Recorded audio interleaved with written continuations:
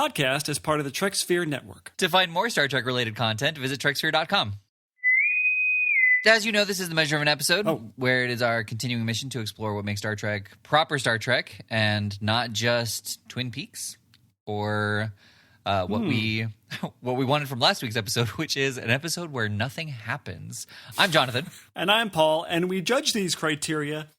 No, we judge these episodes. The criteria by which we judge these episodes. I know the words criteria and episode were in there. I just had to put them in the right order. The episodes in which we criteriarize. Number 1, is there science fiction inherent to the plot? Or is there science fiction explored throughout the plot? Number 2, is this science fiction novel or unique in some way? And number 3, is there a ethical or moral dilemma woven through the episode? Woven. Oldie but a goodie. I'm Paul. And I'm Jonathan. And this week we went back to the beginning with Enterprise, where we watched the season 1 episode 16? Yeah, that's all right. Okay. Episode 16 episode Fusion? Fusion. That is correct. I don't really understand the why it's called Fusion, but I have to admit I've forgotten the episode entirely since I watched it this morning. So, I mean, it was an episode where nothing happened. So the episode was originally called Equilibrium, which I think makes a lot more sense because it was. I guess it's closer to making sense. It's still. I mean, even Equilibrium is kind of still far away from the actual plot lines of the episode to me. Well, how did Equilibrium relate? Well, because it's about the balance between logic and emotion. You know, that's the A plot. Yeah. No. What did you think the A plot was? I just didn't think there was one. I thought there was 2 B plots. I mean, kind of. The main story. Well, the thing is, like, if this series had ended on the first season, for whatever reason, this episode would have been an episode where nothing happens. Like, we are introduced to mind melding for the very first time. Anyway, we'll talk about that. But the blurb says, Enterprise is on its way to explore the giant Arachnid Nebula when it rendezvous with a Vulcan ship that has been in space for more than 8 years. 8 years! An amount of time never measured before. Right? I mean, I can't even count back that far. Oh, Kes would be like, I wasn't even alive back then. That'd be funny if it was narrated by Kes. My great-grandmother once told me before she died. It's funny, I was reading this, and my brain stopped working when they used the word rendezvous as a verb. Right. It looks, it's very, like, reading it out loud, you have to realize that the S is pronounced there, because otherwise you're right, it's just rendezvous. Right. And I was wondering, is this me, or is this them, or is there some sort of weird grammatical thing going on that I just can't, my brain has not encountered yet as a 41-year-old person? When it rendezvous, like, so the S is only silent when it is a noun? Well, yeah, I mean, it's a French word that you're really not supposed to be using in that way anyway. But so many people say we will rendezvous here. Right. You know, but rendezvous means you get together. We superimposed English grammar on top of a French word, and so it doesn't make any sense. Okay. Right. We are verbing a noun. Yeah. Okay. I wonder, is this kosher in the grammatical world? Like, is it okay to do this? Really not. The other thing too, when you rendezvous, like, both people know that you're coming. You don't rendezvous into a stranger. Yeah, a car doesn't make a rendezvous with a telephone pole, right? right. Yeah, exactly. I mean, unless you are really trying to downplay what happened. Well, unless you have proof that there's some sort of exchange. Right. I mean, yeah. Can we talk about this for the next half an hour? I feel like... Well, I mean, to go off on that tangent for a second, if you want to leave this in or not, I don't care. But it's like reading, actually syllabicating out nuclear and saying nuclear. And like reading the word as you're doing that and being like, yeah, that's fine. Yeah, checks out. Right. When you put an L and an E together, it makes a U sound. And then you have to throw that L in somewhere because it's clearly there. Actually, everything we just talked about makes more sense with the title of Fusion than this episode. I don't understand why it's called Fusion for the sake of... I understand maybe the mind meld concept. Right. But nothing fuses in this episode. Right. So the episode was originally titled Equilibrium, and that makes a little more sense because that's what they were struggling with. They were the episode could have also been called Balance. And because that was kind of the main point of the episode was just these people who had quote unquote successfully merged their expression of emotions and their logic, but ultimately they didn't. Well, fusion doesn't work because it implies the successful blending of two things. Why not call it meld? Oh, that would have been good. Maybe that was too on the nose for them. Maybe. They were thinking we don't want to spoil the bomb we're going to drop when we say, like, have you heard of this thing called a mind meld? Right. And then nothing happens. Which, chronologically, this is the first time a mind meld has been seen. Perhaps, but when it's presented to T'Pol, she doesn't know what it is. Well, right. So these people are the first people they invented the mind meld? No, they didn't invent it. It's something that's been part of their culture, but it's been shunned because there hasn't been a need for it. Oh. I just found that T'Pol would not have at least heard of it, even as something you're not supposed to do, like anal. All right, you need to strike this, but do I? Yes. Have you heard the joke? Why is anal sex like broccoli? Why? You'll hate it as an adult if you were forced to have it as a kid. Well, it explains George Bush, doesn't it?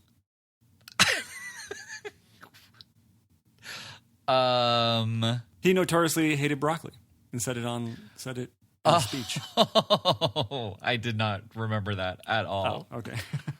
I like the idea of just leaving that orphaned in your mind, though. Like, what's George Bush broccoli? No, yeah. I was like, what? Did he like... How was he president? Yeah, I was very confused. This episode also establishes that melding is extremely uncommon among Vulcans in the 22nd century compared to later centuries, and that at least some Vulcans have never even heard of the practice. Well, obviously. That sounds a bit like a retcon to me, But they're supposed to be super smart. You think they would have heard of it by now. Right. Just heard of it. What's interesting, too, is she calls the people Vatosh Couture, and this is the only time in Star Trek that term has been established. I seem to remember there being other shows or other episodes that deal with humanized Vulcans, or I guess Vulcans who aren't so uptight. Right, but this is the first time where this is the first time in the series, and it's the only time in Star Trek where those Vulcans who have more expressive emotions are actually given a label. Right. But it's funny, though, because it feels, even though this is the first time we've seen these types of Vulcans, it feels like the seventh time. As though we don't know what else to say about these types of Vulcans, but we need to have an episode about it, so let's just come up with something and call it a day. It doesn't feel as though they put much thought into how to present these people as interesting people. I mean, the most interesting one of these Vulcans was the Vulcan who, the only way I can describe him as he looks like one of the guys from SNL, one of the more portly guys. You know which one I'm talking about. I think he's still a cast member. Yeah. Right. I actually thought for a second, like, is it that guy? But then I was like, no, this came out 20 years ago. It's impossible. Yeah. But that's so true. That's so funny. Well, yeah, I actually What's that guy's name? Do you know that guy's name? John Harrington Bland, who was actually a last-minute fill-in. There was an actor who was supposed to be on named Kelly Connell, and he actually had to bow out because he got sick. And then there was their second choice, who they wanted to have on, who couldn't do it because he had signed on to something else. And so they went for their third choice. And actually, their first choice, the Kelly Connell guy, was on a Voyager episode, and he has that same kind of appearance. So, well, it's such an unfortunate last name. It sounds like his name is John Harrington, and the notes that the audition people were taking was like Bland. Anyway, he was my favorite Vulcan of these humanized Vulcans. These, I guess, more balanced, more fusioned Vulcans. Should we go to the beginning and start with the beginning? Or should we just kind of ping pong around this thing? Because nothing happens. Nothing happens. Yeah, like this is an episode where nothing happens. Like, wait, I do have a note. This is very interesting. I didn't know that Vulcans don't eat meat, or at least it's inferred that regular Vulcans don't eat meat. Because T'Pol, when the other fusioned guy, Vulcan guy, asks for the chicken, she kind of shoots him a look as though we don't do that. Well, yeah, she shot him a look, and then he even clarified. He's like, "It's meat." And the guy's like, I'm sure it's delicious. Right. So I'm assuming from that they don't eat meat? Right. Yeah. I've never heard that before. Right. I did not know that either. How are we getting all of these Vulcan truth bombs in all of these episodes so close together? We just learned a couple of episodes ago that Vulcans are telepathic. Oh, yeah. From Tuvok in that other show that we watch. That's true. And now they don't eat, they're vegan, I'm assuming. Maybe not vegan, but they don't eat meat. And they don't mind meld until this episode, theoretically speaking. Well, yeah, it is established in the original series that at least Spock is vegetarian. I don't know if it actually ever says that Vulcans are vegetarian. After our talk about Tim Russ and how he always kind of has that scowl, I actually feel that Jolene Blaylock does a much better job of being an emotionless Vulcan, other than her usual like disgust of the smell and being around humans. She has a tendency to kind of make that face of like, I am swallowing down my bile right now. She does do that. Or is that just a female thing? I feel like that's also a female thing. could well be. I mean, she is hanging out with nothing but boys, and it's Well, I think one thing she does really well is when the storyline calls for her to be vulnerable, that she imparts that really well without being overly so. Yes. And I like that part of her. I don't like her just every day. She doesn't evoke. Man, can never get to the bottom of those two words. I know you've defined them every time I have this problem, but I can never remember which one to use. But she, in the same way that Tuvok is very good at the technobabble thing, but is not very good at the vulnerability thing, it's opposite with her to me. And maybe that's because of the fact that he's a man and she's a woman, or just their acting limitations. But yeah, like I never buy that she knows all of the words that she's saying. Right, a little bit like B'Elanna, you mean, as well? B'Elanna, yeah. Well, B'Elanna's better at it. I feel like I believe that B'Elanna knows all the things that she's saying. And I believe that Tuvok does. I don't believe that she does. It feels like she's kind of in the same way that Beverly Crusher was. That I never quite believe that she's in the world that she's pretending to be in. Right. All right. So here's my question, and this actually is kind of a more topical to the episode and kind of controversial. But I'm saying that yes, this is a proper Star Trek episode because the dude basically mind raped her. Yeah. And you said it first, not me. Yep. I wrote it down. I didn't want to say it though. Yeah. And they played it off, just like he put her in sickbay and he tells her he tells the guy who did it, leave and don't come back. And that's the end of it. Like if this had been an actual physical assault, he would have been put in the brig. They would have absolutely brought the Vulcan ship home to be dealt with the Vulcan Council or whatever it's called. But because it was mentally, it was just left alone. And I feel like sci-fi is the only place where you could have such a serious action have such a mild consequence. Well, and he does assault Archer too. That's true. And nothing happens from that. I think I'm inclined to agree with you. I didn't really know where to come down on this. That they played him sort of as the hunky Vulcan guy who he's kind of hitting on her and she's kind of going for it. Right. And, she agrees to be mind melded and he takes advantage of her, quote unquote. I was thinking to myself, is there subtext here or are they just trying to play it straight with, okay, this is just an assault, just a different kind of assault? I couldn't quite tell. Right. But there's no notes on it, but I agree. Like I don't think that the intention was to have it as an allegory. I think that it just happened to play out that way, very much so. I couldn't tell what they were trying to tell me with this guy because at the beginning I was thinking to myself, this person is the better part of Vulcans. because they're not so extreme. They've found fusion. Well, and I love that he had that kind of amused look on his face, like whenever she was talking about how they weren't supposed to do that or anything like that. You know, like he kind of had that look of, you know, it's cute that you feel that way because, you know, I remember when I felt that way too, or something, you know? Yeah, yeah. Anyway, I just didn't know where I was supposed to come down on this, and I liked that.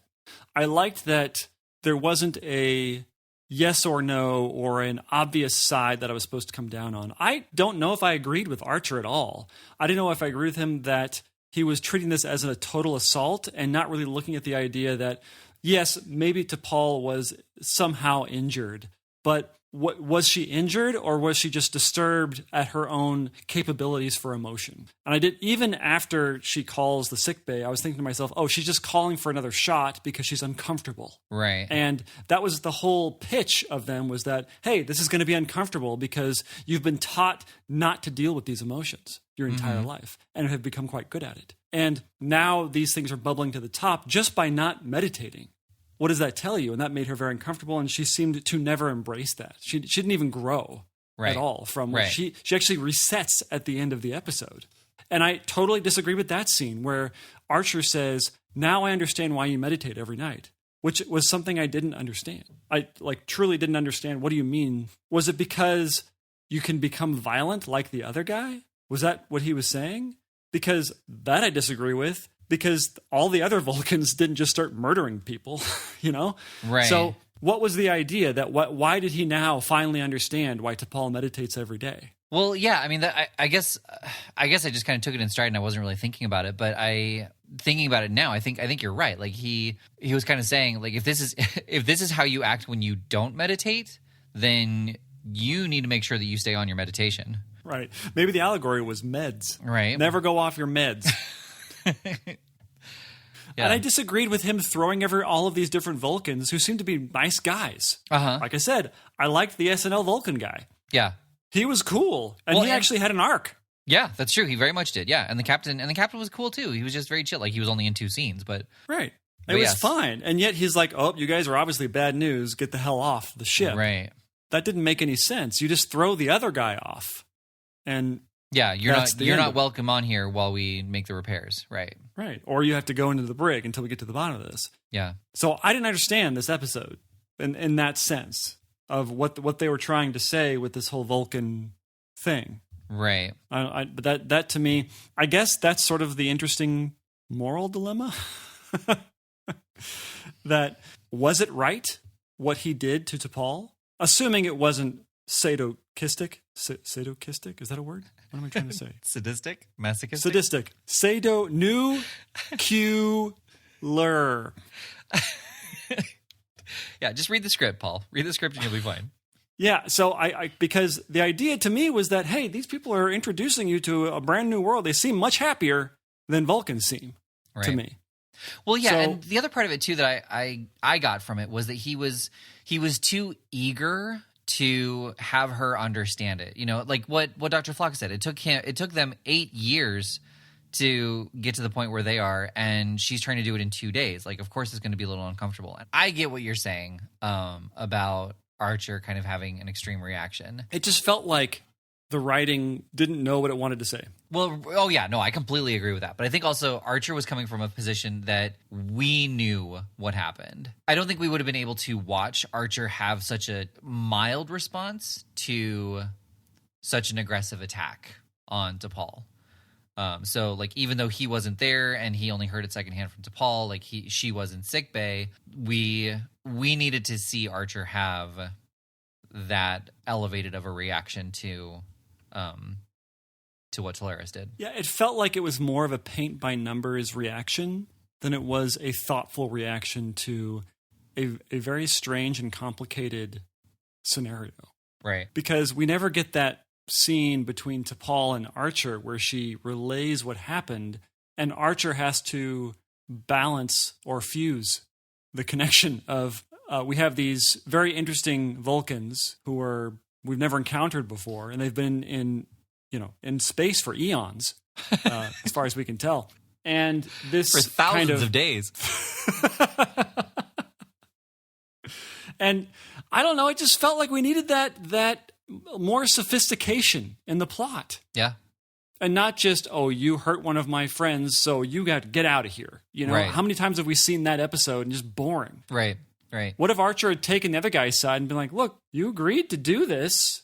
You know, like it made you uncomfortable, but they never set up like, why was she hurt? Was she actually hurt or was she just uncomfortable? Because she has the doctor in an earlier scene inject her with something that makes her not feel emotions anymore or something. So I'm thinking to myself, who has the problem here? And granted, I will say that the hunky Vulcan guy was maybe a bit too aggressive, maybe a bit too earnest and eager in him trying to convert to Paul into somebody like him. So that I understand, but the part where he's immediately a rapist. Well, and I think also it was played more in that manner than, because if that wasn't the intention, then it shouldn't have gone in that direction, and they should have played it up more.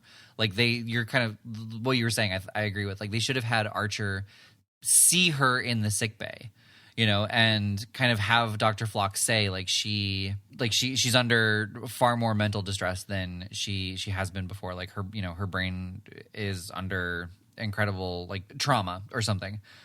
Or, you know, have the guy be like, she knew what she was getting into, she wanted it, or genuinely apologetic because like he didn't realize that she wasn't ready, you know, or have the allegory much clearer. You know, like I know that we kind of complain about like when it's thinly veiled, but when you're dealing with this, I feel like you kind of have to make it a little bit clearer. I feel like what poisoning this whole interesting scenario is the sex, the sex kind of hovering over, and that we immediately, it's a man, it's a woman, they're both of the same age, they're kind of making moaning sounds, right. And she has a sex dream in her, you know, her spank bank.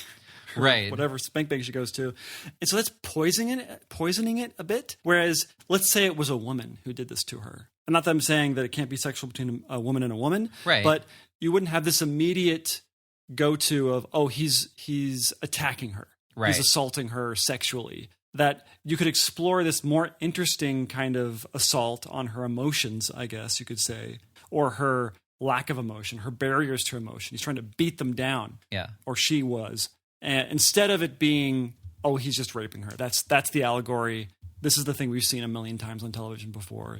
Right. And what if we're going to give the writers the benefit of the doubt that they weren't just trying to do a rape allegory for the sake of rape, I guess, that they were trying to do something more interesting, that's what poisoned it, was this overhanging thing of sex. Well, yeah, and I think it wasn't intentional because there's nothing about it from the time, you know, or from like interviews or anything like that. Like it's all more recent people going back to the series and seeing the allegory there. I did want to look up to see if the Hubble telescope and the Arachnid Nebula, if that was a thing of the time when they were filming that they were trying to use in the episode, because we have that whole 1.5 minute conversation about the Arachnid Nebula and Paul, you know, calling him out on the whatever. I did want to look that up, but I didn't. And that's your trivia for the day. Well, great. That's why it's Trivia Tuesday, everybody, even though this comes out on a Wednesday. Well, yeah, we're just a day late on the Trivia Tuesday. Day late Trivia Tuesday. Although I'm sure there's somebody who listens to our show on Tuesdays. Like 6 days later. Yeah, there you go. Okay. Can you imagine just how different this episode would have been if it had been kind of like just told from Trip's perspective? And not Kess's? Yeah. Do we just want Star Trek to be perspective episodes? Like every episode is told from one person? Well, we always bitch about them when they are that kind of voiceover in retrospect. Right. When they are modeled that way. I'm always like, you don't need it. Yeah. It's never needed. The SNL Vulcan guy talks to Trip about all of the absurd misconceptions they have about humans. That like football's a match to the death? Yeah. I felt like they should have doubled down on that.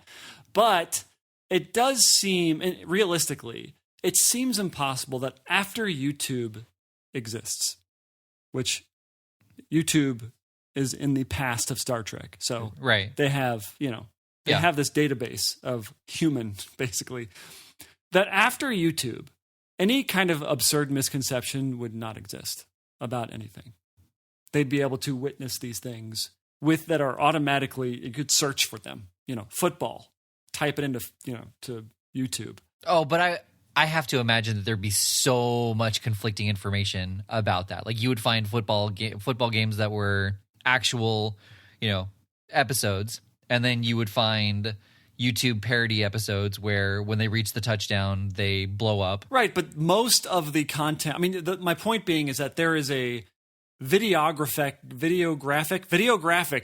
record of basically everything. Right. And the idea, even if it's not YouTube, it's something else. Space tube, as it were. I'm sure there's a space tube.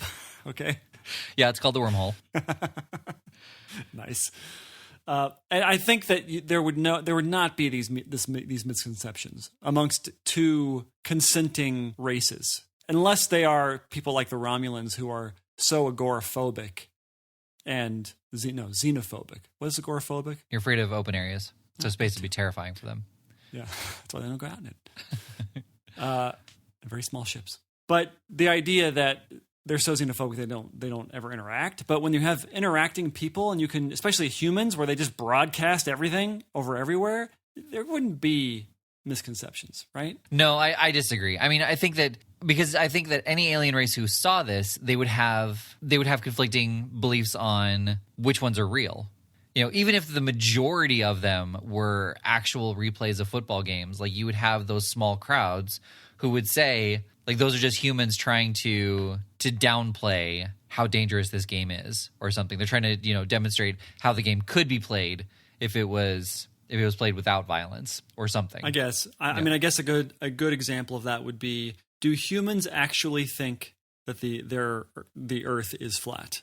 Right. Because there's quite a bit of evidence to think for them to think that there are people who say yes, but they would still come across people debunking that too. So right. I don't know. I guess this needs to happen. We need to encounter a race. It would be a fascinating social experiment. Obviously, it can't be done, but to have somebody like watch YouTube and then and then ask them, okay, so what do you think of our society? Well, how do you think our society works based on what you saw? Well, I think they've already explored this in a little movie called Galaxy Quest. Yeah, but that was just that was TV series. Like, imagine YouTube being available.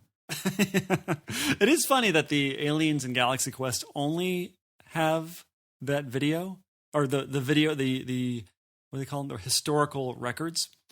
Right. That they only have those shows, but not all the other shows making fun of it. Like, where's the SNL version of them making fun of Galaxy Quest? And then it's like, oh, maybe these guys aren't as serious as we should be taking them. Right. Or they're like super mad at them because they're making fun of these brave explorers. Upon coming to Earth, the first thing they do is assassinate all SNL people. So I think I'm at a yes, no for me. See, I'll have to say yes, no too. I'm a yes, just because it is what I wanted. It's an episode where nothing happened. Yeah, I don't think the message was delivered clearly enough, and it's still opaque to me. I still don't know what the message was, if there was one. Well, that's what I'm saying. Like, what was the message? The fact that the message is unclear says that the message, wasn't clear enough. Sorry. Was there a message at all? Where was the discussion about why Vulcans do what they do? And I know this discussion has happened a lot over the course of Star Trek, but maybe drill down a little bit more as to what happens to Vulcans when they do abandon their sense of logic and their sense of repressment, I guess, when they're repressing all of their emotions. What happens? And I guess this is what happens with this guy, but that was just a one-off person. Right. And so why not have the conversation of, oh, we just get really angry and violent, and that's why we do this? Put a little bit more dust on that, fairy dust, as it were, and show us a little bit more of a sophisticated look into why Vulcans do what they do. That would have been neat. Yeah, we're actually, if we don't control our emotions, we have a tendency to have very very hot reactions, elevated and angry reactions to things. And so... And we could become very gassy. And so... like, just something else besides being super violent. Right. You know? Right. Oh, okay. I see. They beam in. Oh, I guess they didn't beam. Oh, by the way, I did like that.